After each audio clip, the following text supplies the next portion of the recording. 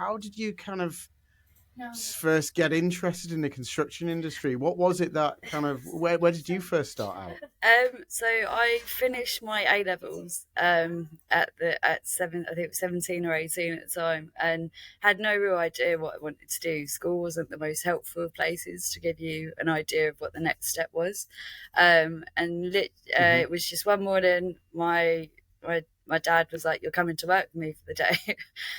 So being 17, I was dolled up, nails, hair, everything done, and turned up with a two PP that was way too large for life, and got told we're going to be doing templating today.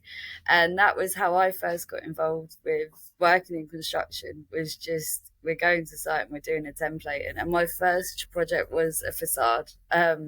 So that was outside on a bit of scaffolding, holding templates and levels and everything else.